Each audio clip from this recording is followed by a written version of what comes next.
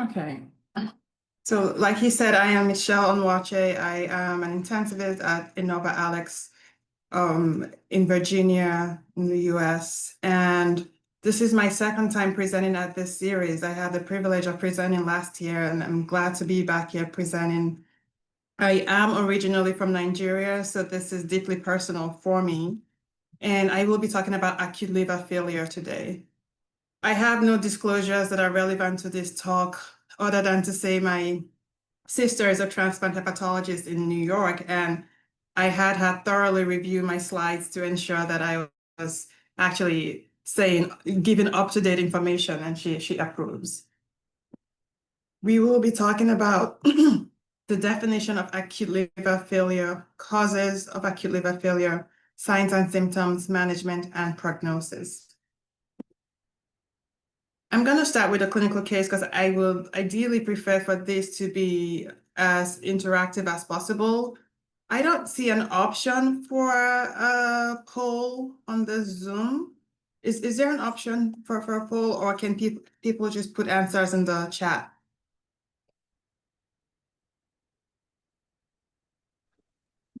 We can put answers in the chat. Mitch. Okay, great. Okay, excellent. All right, so we have a 28-year-old lady presenting to the ER with 3-day history of nausea, vomiting, and malaise. She mentioned she had been taking extra strength acetaminophen for a severe headache several times daily over the past week. On exam, she's afebrile, tachycardic, low blood pressure, and saturating well on room air. Pertinent findings are she's in mild distress due to a headache, and an abdominal exam shows mild generalized tenderness, no rebound, no guarding, bowel sounds present. Her labs show elevated AST, ALT in the thousands, a total bilirubin of 1.4, an INR of 1.4, ammonia level of 48, platelets 198, and creatinine of 1.5. Now, what is the diagnosis? Acute liver failure, hepatorenal syndrome, or acute liver injury? If you guys can just put in some answers in the chat.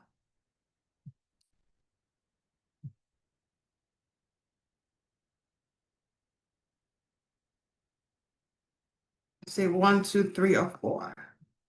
Sorry, 1, 2, or 3.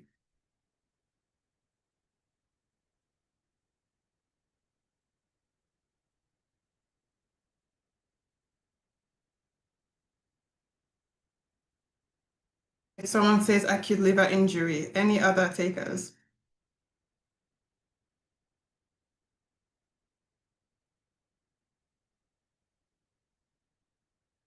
Okay, so acute liver injury, let's see. Oops, sorry.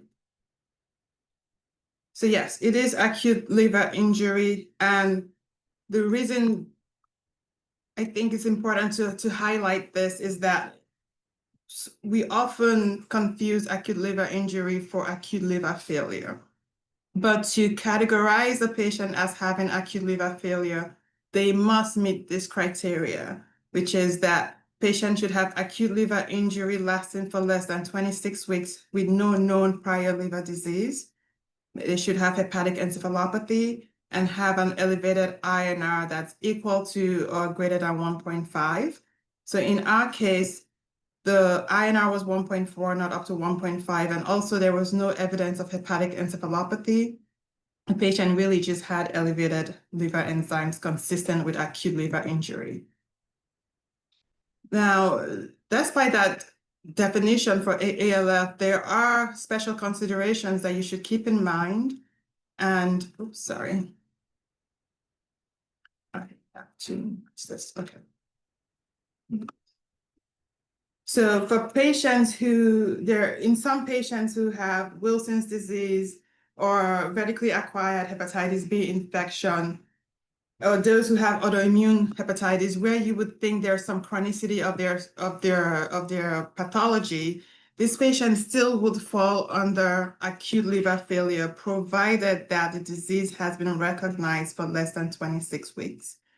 And on the flip side, in patients who have acute severe alcoholic hepatitis, even if recognized for less than 26 weeks, they will be considered to have acute on chronic liver failure, because the thinking behind that is that with alcohol abuse, there is some chronicity of abuse, and liver damage is usually acute to chronic.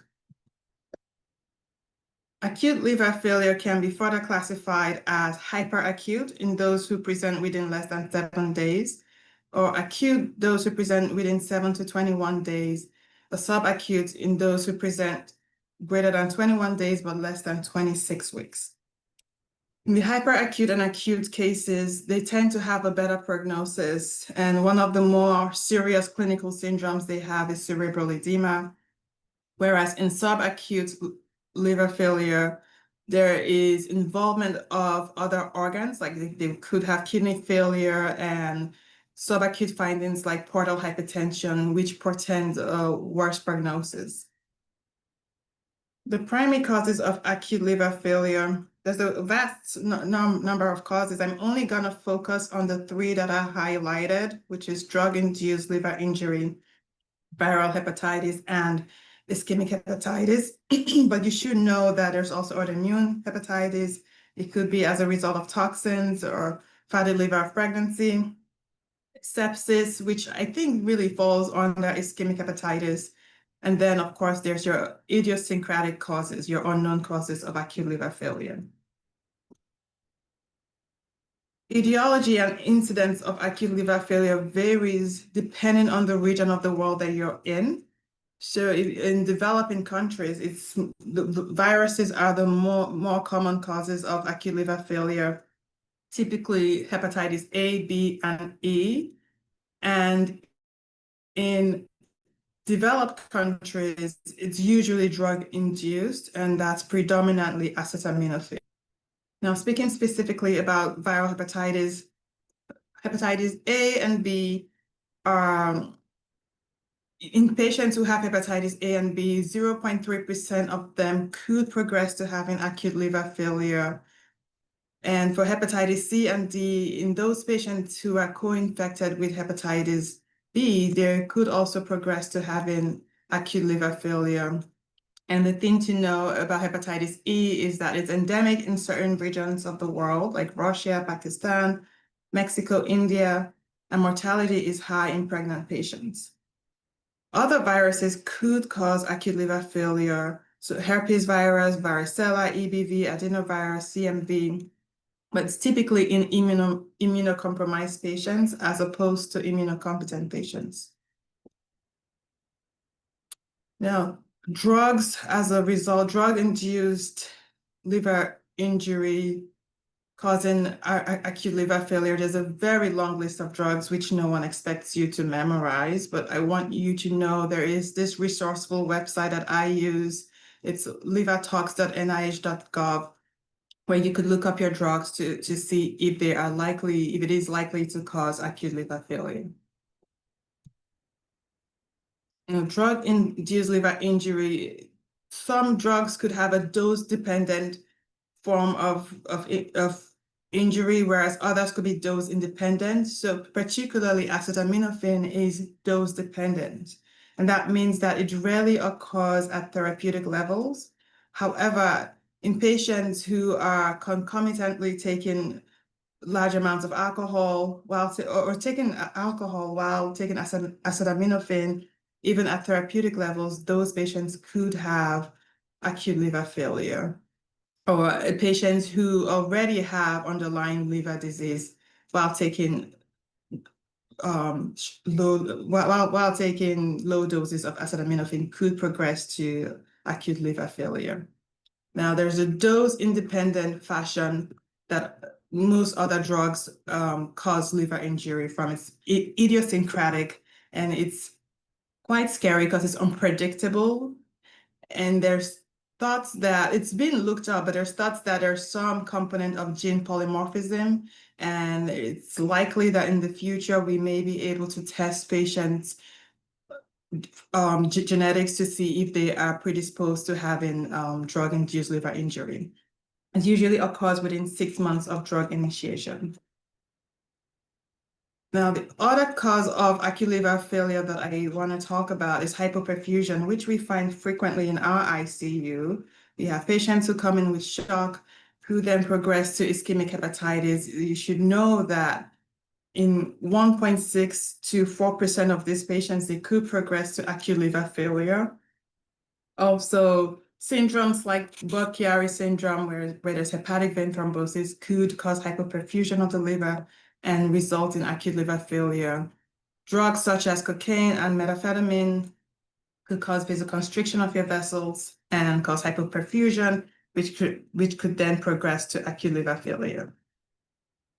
What symptoms do you expect to find? Symptoms could be vague as fatigue, malaise, lethargy, anorexia, nausea, or vomiting, or it could be more specific, like right upper quadrant pain, pruritus, jaundice. They could complain of a distended abdomen from ascites. And on exam, again, you could find jaundice, fever, right upper quadrant tenderness, hepatomegaly, ascites. You would also find signs of intravascular volume depletion, even though on exam they appear hypervolemic. Most of these patients have edema, ascites. However, if you were to do an echo, you would see a hyperdynamic LV suggestive of intravascular volume depletion. And all patients who have acute liver failure will have hepatic encephalopathy. That is part of the definition of acute liver failure. In patients who have cerebral edema, they could have Cushing's triad, which is hypertension, bradycardia, and respiratory depression. They could also have abnormal brainstem reflexes, hysterexis, and seizures. So let's go over another case. A 39-year-old woman with a history of depression presents to the hospital with progressive confusion and somnolence over the past week. According to her husband, she had been increasingly forgetful, disoriented, and had difficulty staying awake. Her vitals are, she's afebrile, her blood pressure is 102/65, pulse is 92, she's saturated well on room air. On exam, she's arousable to painful stimuli, unable to engage in meaningful conversation, and has hysteresis. She has scleral icterus bilaterally, abdominal distension with shifting dullness. Lower extremities have bilateral pidgin edema. Her labs show an ammonia level of 127, AST, ALT in the thousands, T-bili of 5.8, INR of 2.1, platelets 78,000, creatinine 1.6, sodium 128, and glucose 82. What grade of hepatic encephalopathy does she have? And again, please just put your answers in the chart. You can say 1, 2, 3, or 4.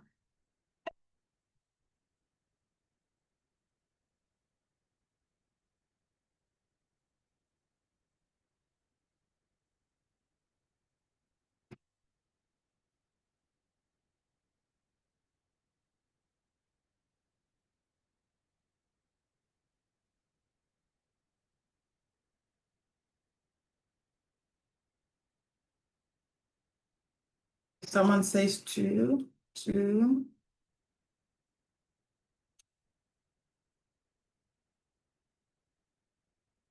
Any takers? Okay. All right, so it looks like the consensus is 2. Let me just minimize this.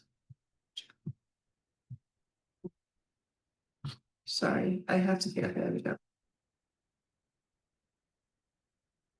So it looks like most people said 2, which is close. It's 3, and we're gonna go over why it's 3, but it's close. So with grade 1, you have very mild symptoms. You have slurred speech, and they're just mildly confused. With grade 2, they are more confused, and with grade 3, they're barely arousable. And grade 4, they're in a complete comatose state. So this is just going over what you would expect to find in these patients. Again, with grade 1, you have mild confused, slurred speech, there's hysteresis, and in grade 2, there's moderate confusion, but at least certainly more responsive than grade 3, where they're very sleepy and barely arousable. All cases, grade 1, 2, 3, usually have hysteresis, and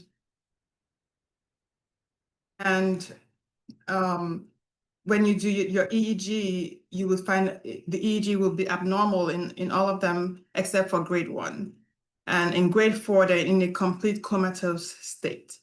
So I think grade 2 and grade 3, even in clinical practice, it's hard to differentiate, really. And oftentimes, we just write grade 2/3 hepatic encephalopathy. It's really hard to differentiate. So let's go on to, I have another case, and then we'll talk some more about labs. We have a 67-year-old man with a history of hypertension, diabetes, who's admitted after he's found at home obtunded. His blood pressure he's hypotensive. His heart rate is 115 and respiratory rate is 28. Temperature is 102.4. His labs show a white count of 16, a lactate of 5.2, creatinine of 1.6. His AST and ALT are quite elevated in the thousands. His T-Billy is 1.2. His INR is 3.1. Fibrinogen is 90. Platelet count is 55,000, and blood cultures grow E. coli. And I think everyone would agree that he meets criteria for acute liver failure, right? He has an INR that's greater than 1.5. He certainly has encephalopathy, and he has evidence of acute liver injury. And as far as you know, there's no history of liver disease prior to now. My question, though, and I have to warn you, it's controversial. Let me just move this. I can't seem to move my... No, let me see 1 second. Sorry. Okay, there we go. What is the appropriate next step in management? Transfer to a liver transplant center, transfuse FFP, check a factor VIII level, perform a liver biopsy, and you can put your answers in the chart again. Where was it? Sorry.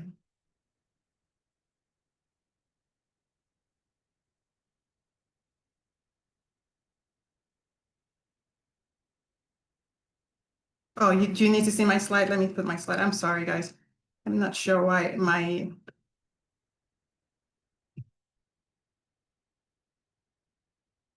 Can you guys see it? Yes, yes. Okay, good. All right. So I'll just give you guys a minute to review the questions, and then you can just enter in your answers.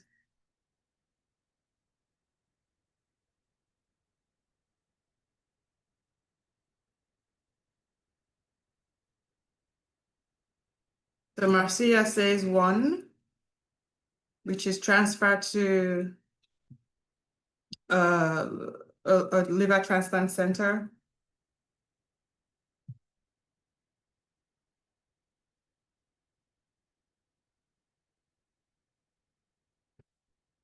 And someone says 2, Cisse and Abebaye say transfuse FFP.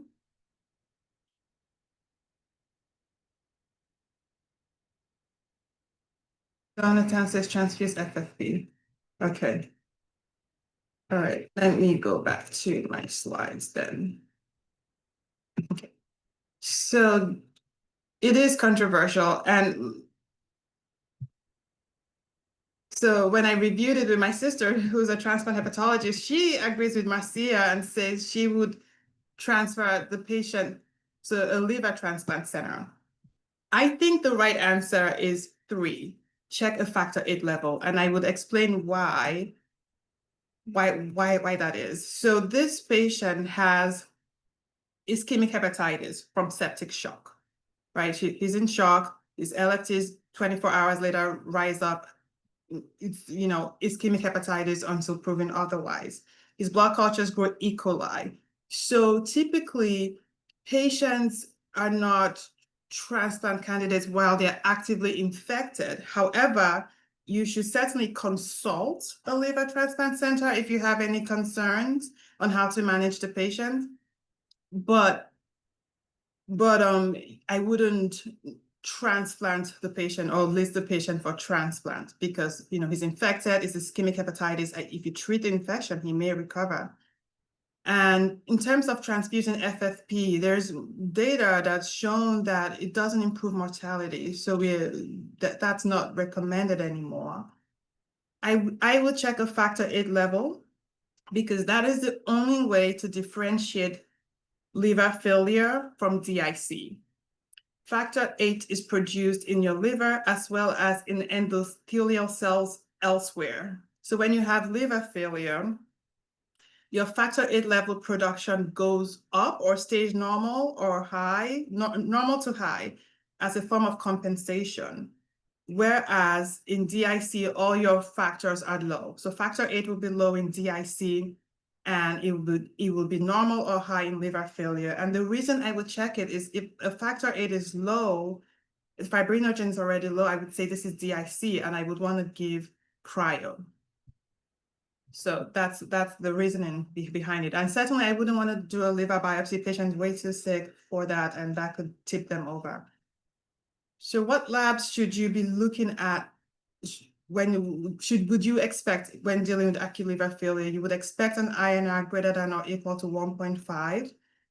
You would expect elevated aminotransferase levels. And just keep in mind, when it's greater than 10,000, they're usually 4 probable causes, which is acetaminophen, hypoperfusion, viral infection, and mushroom hunter. You would also expect to see elevated bilirubin, low platelets, elevated ammonia level. Typically, once your level is greater than 150, studies have shown that some patients are prone to having worsening cerebral edema and cerebral herniation. You also want to check a phosphorus level. Phosphorus is very important in liver failure. Hypophosphatemia is a good prognostic finding in the sense that it's pretty much indicating that the liver is attempting to regenerate and is using up its ATP. If you do have hyperphosphatemia in your patient, that's a poor prognostic finding. It's not suggestive that the liver is regenerating. Some of these patients could become hypoglycemic, so you want to be vigilant about that. And also 30 to 70% of patients with acute liver failure go on to have acute kidney injury as well. And again, keep in mind, check a low fibrinogen level.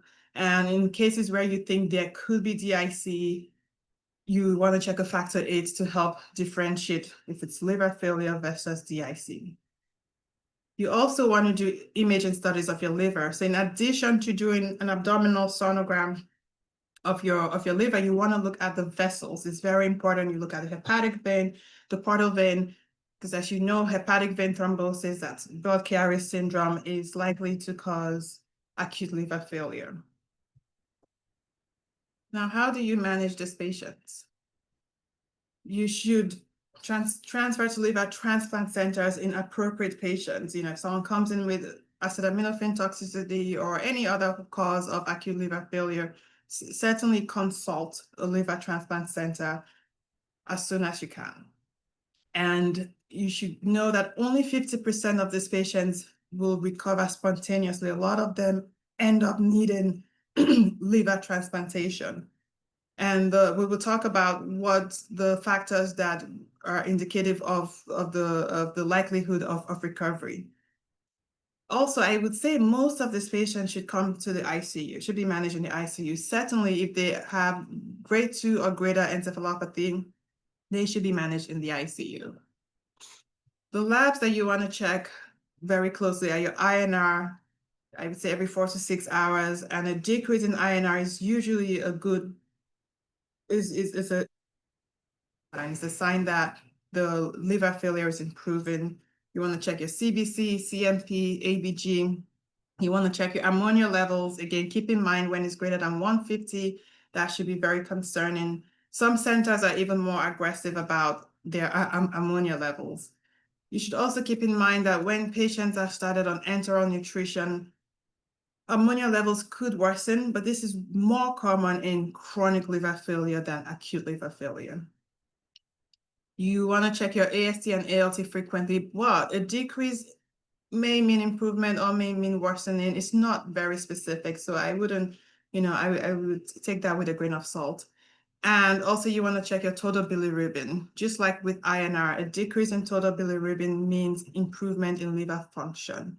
And it tends to lag behind. You would find the INR improve and other numbers improve before.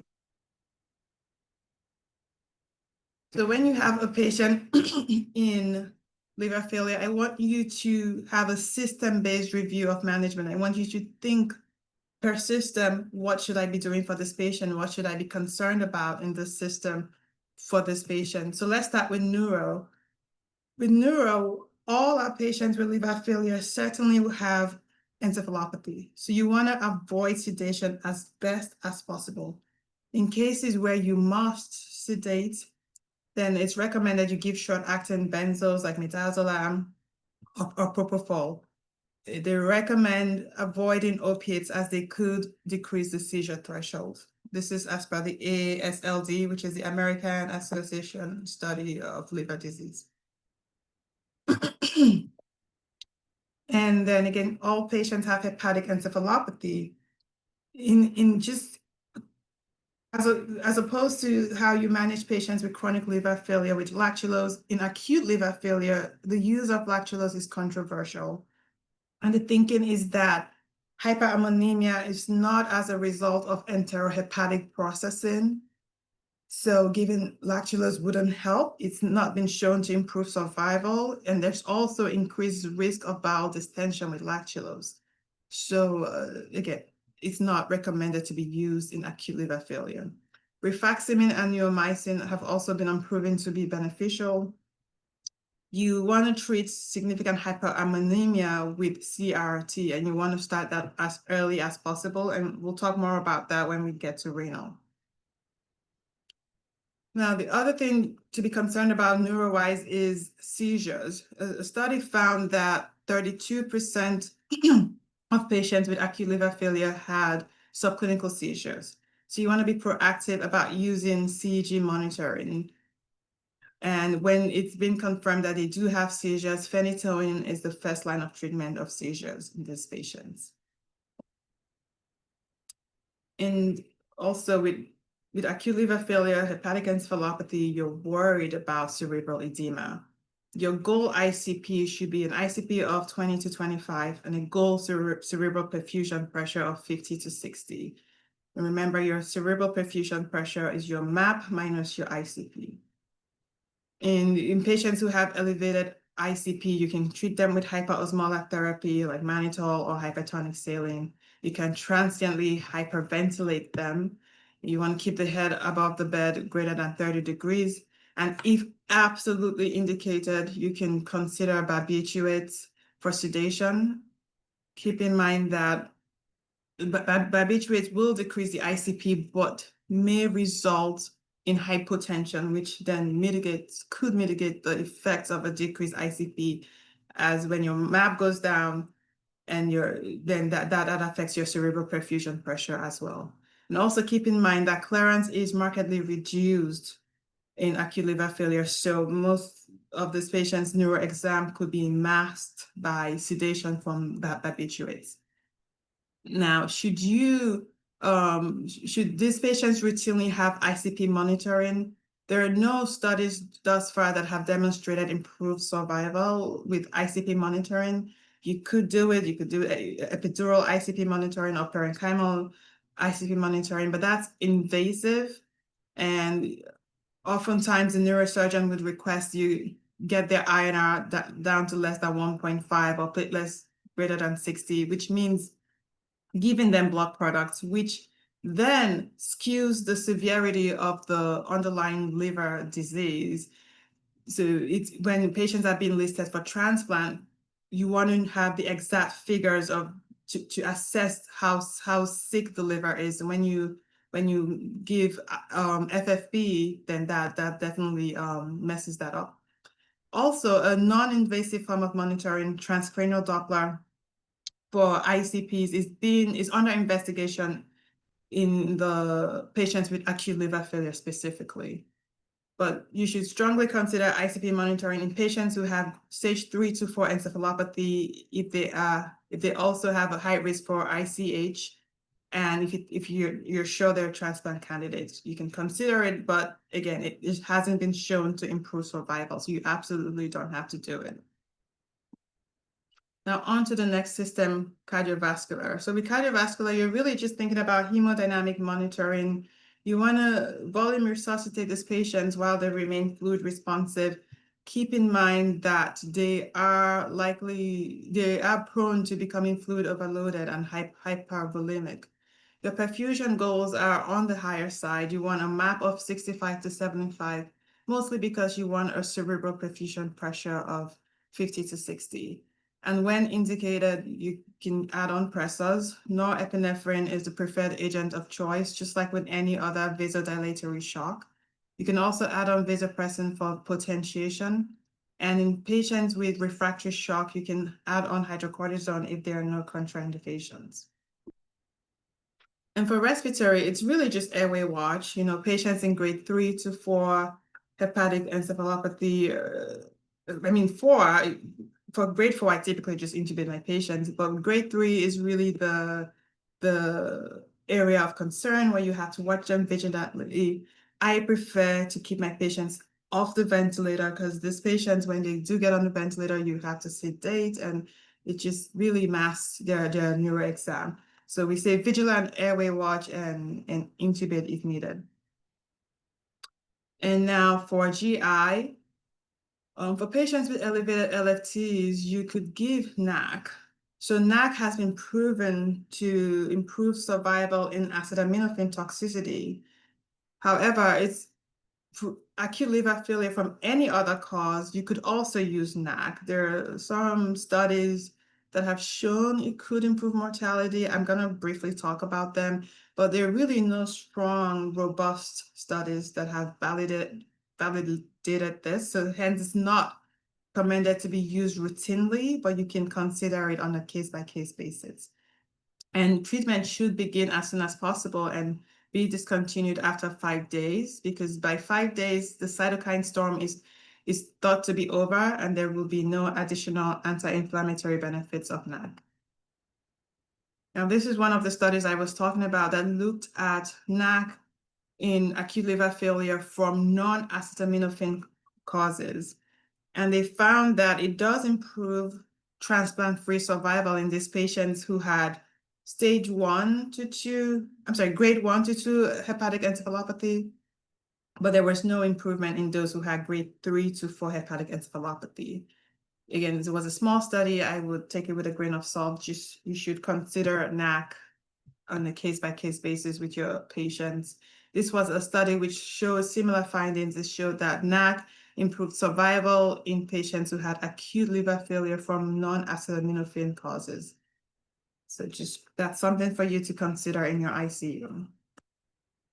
Nutrition-wise, in the past, physicians were told to restrict their protein intake. There was concern that protein intake could then cause protein breakdown and cause higher ammonia levels. However, that's been largely debunked now, and you should actually prevent protein restrictions. A daily intake of 60 grams of protein is reasonable in these patients. And most of these patients, because of the encephalopathy, will need some enteral nutrition by tube feeding. They're usually not able to eat by mouth. CRT has been used successfully and has been shown to improve mortality in this patient. To improve mortality in these patients. So like I said, once your ammonia level is 150, you're certainly very concerned about cerebral herniation due to severe cerebral edema. So you want to start CRT. Some some hospitals actually are more aggressive. In my sister's hospital, they start much earlier. If there's concern for grade 2 hepatic encephalopathy, they start CRT earlier because they know it's been shown to improve mortality. And not only that, you can manage your fluid balance with it. You can treat metabolic disturbances with it as well. And this study showed improvement in ammonia levels as well as lower risk of mortality. And ID, when you come to ID as a system, I want you to keep in mind that the AASLD, as well as the European Association of Study Liver and ACG, suggest that all patients should have routine infection surveillance. So you want to do your urinalysis, urine cultures, sputum cultures, blood cultures, and chest x-rays to look for underlying infection. But you, I'm sorry, give me one second. Oh, I'm sorry, guys. Give me one quick second. All right.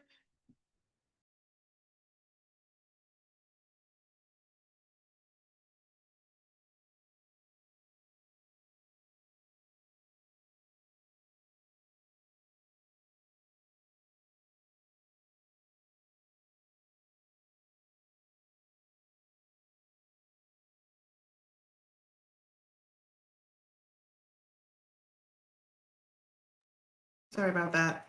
But you should keep in mind that antibiotics should not be used prophylactically. So you just want very close infection surveillance, but do not start antibiotics prophylactically. And then talking about him, these patients are prone to bleeding. Most of them have severe coagulopathy, and bleeding can occur due to diminished coagulation factors. So it's also important to know that they have a rebalanced hemostasis, and what that means is that a high INR in these patients does not necessarily mean that they are hypocoagulable. And the rebalanced hemostasis topic is a very complex topic that requires an hour on its own to discuss. So just keep in mind that the preferred testing to assess for coagulopathy, it's in this patient is fibrinogen, and my favorite is TEG, which is thromboelastography, where you use whole blood to evaluate the degree of deficiencies in your coagulation factors. Now, studies have looked into whether or not prophylactic administration of FFP is helpful, and it has not been shown to influence mortality, so we don't recommend it. And again, it also would skew the degree of severity of liver failure. When you're thinking of liver transplant, you need to know the actual INR of the patient and not what the INR has become because of FFP transfusion. These patients should also always get stress ulcer prophylaxis because they are at increased risk for bleeding. And lastly, with endocrine, you really just want vigilant glucose monitoring because some of these patients could have hypoglycemia. And this pretty much shows a summary of the treatment you could have depending on the etiology. For patients who come in with acetaminophen toxicity, you want to give IV NAC immediately. You could give shackle if injection is within less than 4 hours. You also, for those who have drug-induced liver injury, you want to immediately stop the offending medication. And sometimes you can give corticosteroids if there's concern for autoimmune features. In hepatitis B, you want to give tenofovir and entecavir. And in HSV, VZV, you give acyclovir. In CMV, you give ganciclovir. And with mushroom poisoning, you give sulbinin.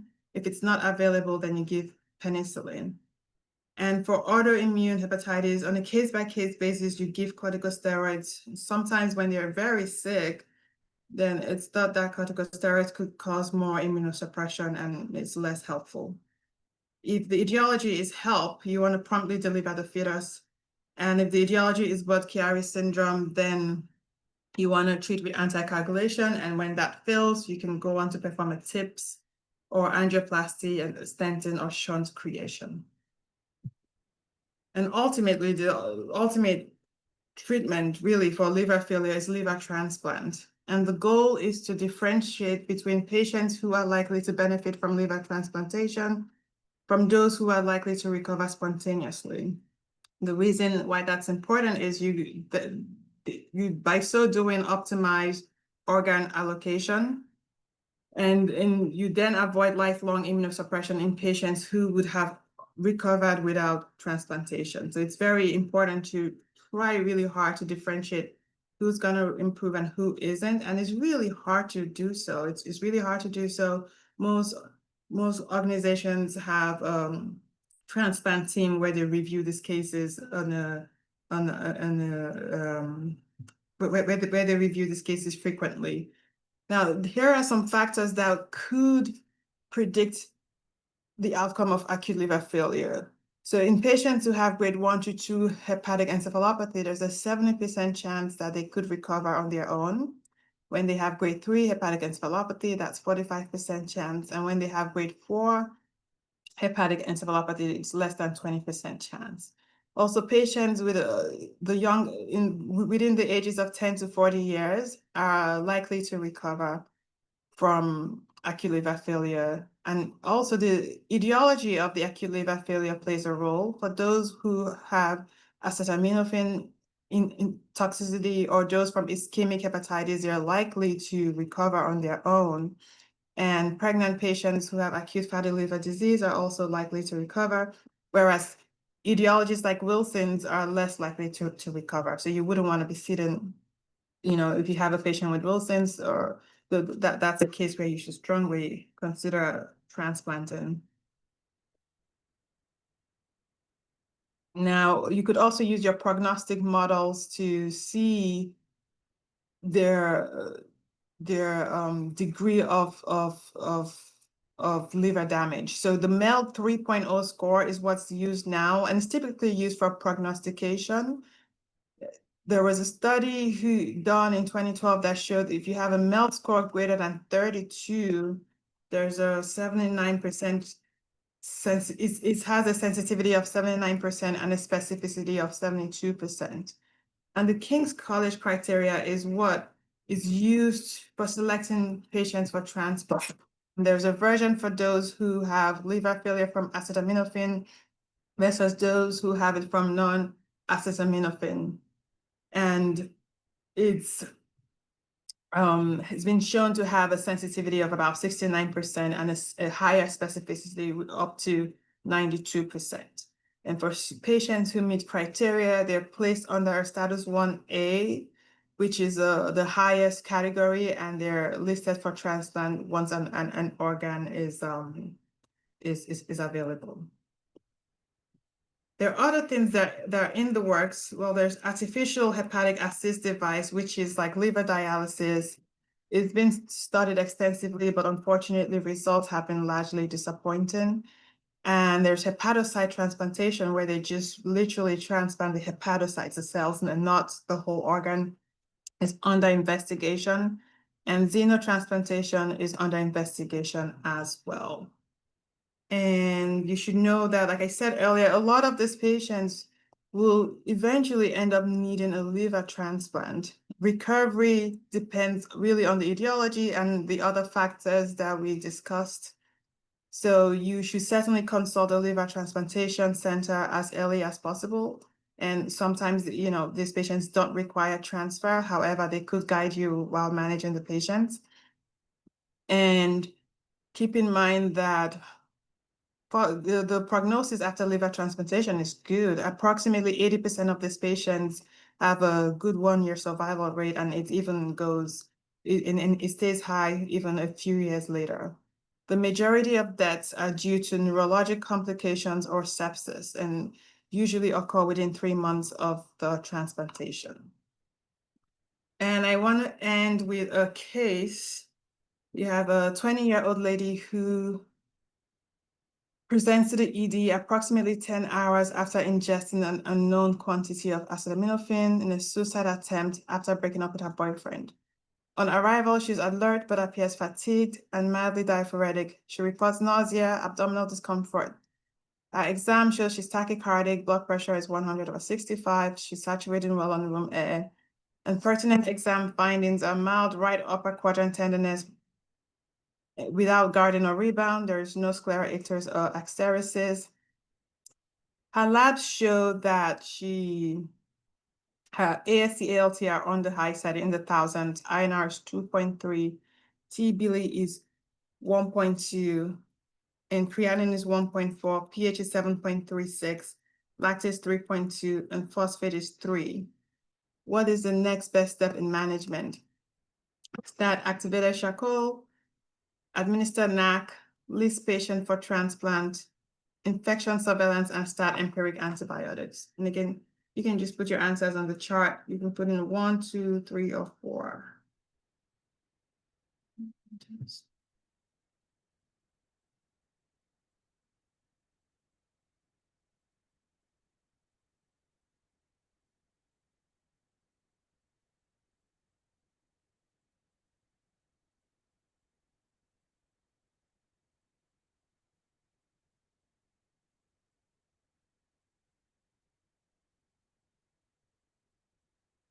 Two. So Abebaye says 2.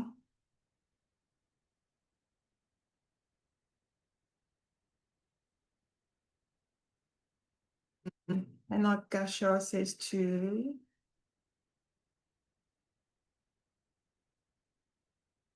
Else? Let's see, I'm sure I miss anyone else. Very good. I agree with you both. I would start NAC. This is acetaminophen toxicity, and we know NAC has been shown to improve survival. I wouldn't list her for transplant at this point. I actually, well, I cheated because I calculated her King's College criteria, and you can see her pH is 7.36. Usually you need a pH of less than 7.3. So she doesn't meet criteria to be listed. There's a chance she could improve on her own. The etiology of acetaminophen is likely to improve. So yes, I agree with you guys that NAC is what I would choose from those options. And that's really all I have. Any questions?